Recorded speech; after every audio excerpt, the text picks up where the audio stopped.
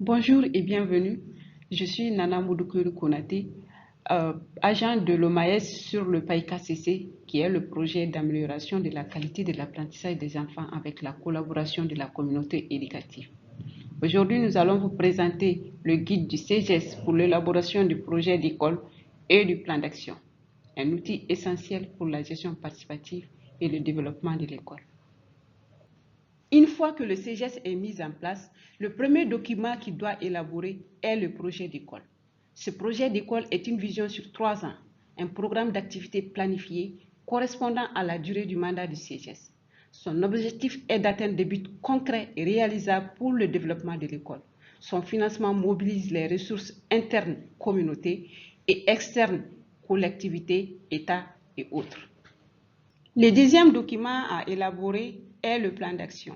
Ce plan d'action est tiré du projet d'école. C'est un document de planification opérationnelle et annuelle des activités du projet d'école. Il se doit d'être réaliste et réalisable avec les ressources propres de la communauté. Son financement repose uniquement sur les ressources internes mobilisées par le CGES. Comme nous l'avons dit précédemment, le projet d'école couvre 3 ans. Chaque plan d'action annuel est une partie du projet d'école. Plan d'action de la première année, plan d'action de la deuxième année, plan d'action de la troisième année. La bonne réalisation de l'ensemble de ces 3 plans d'action concourt à l'atteinte des objectifs du projet d'école. Nous entamons le processus d'élaboration du projet d'école et du plan d'action de la première année. Première étape, réunion préparatoire du bureau du CGES. Deuxième étape, première assemblée générale. Troisième étape, montage du projet d'école et du plan d'action de la première année. Quatrième étape, deuxième assemblée générale de validation du projet d'école et du plan d'action de la première année. Cinquième étape, soumission et archivage. Première étape, le bureau du CGES tient une réunion préparatoire pour faire l'état des lieux avec le directeur. Deuxième étape, c'est la première assemblée générale pour présenter l'état des lieux, identifier les problèmes de l'école de façon participative, analyser les causes et proposer des solutions, prioriser les problèmes à résoudre pendant 3 ans pour le projet d'école et 1 année pour le plan d'action. La troisième étape consiste au montage du projet d'école et du plan d'action. Pour le projet d'école, nous avons la partie rédactionnelle qui contient l'introduction, le contexte, les problèmes et les objectifs. Puis un tableau qui contient les objectifs, les indicateurs, les activités, les budgets, les périodes et les sources de financement. Pour le plan d'action, la partie rédactionnelle contient aussi introduction, activités à réaliser et objectifs. Là, elle est suivie par un tableau dont nous avons les objectifs, les activités, les tâches, les coûts, les sources de financement, les périodes et les responsables.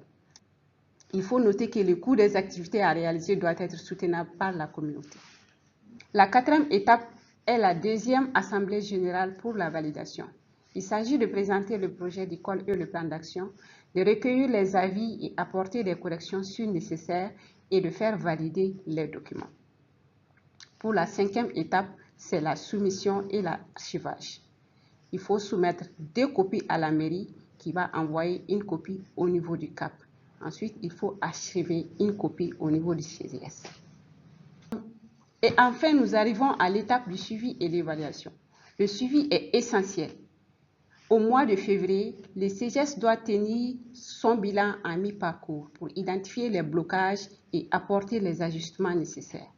Ensuite, au mois de juin, il doit tenir le bilan annuel pour réévaluer les réussites et préparer le plan d'action de l'année suivante. Et il doit faire attention. La transparence, la transparence, la transparence. Il faut présenter en assemblée générale tous les bilans, qu'il s'agisse du bilan annuel ou du bilan à mi-parcours. Il faut les présenter en assemblée générale à la communauté. Pour conclure, retenez que votre rôle est capital. Le projet d'école et le plan d'action sont les outils de notre succès. Ils assurent la participation de toute la communauté, la transparence dans la gestion des ressources et l'efficacité dans la réalisation des engagements. Un CGES bien organisé, c'est une école qui progresse et qui fait le bonheur de nos enfants. Merci pour votre aimable attention. Je vous souhaite une très bonne exploitation de la vidéo.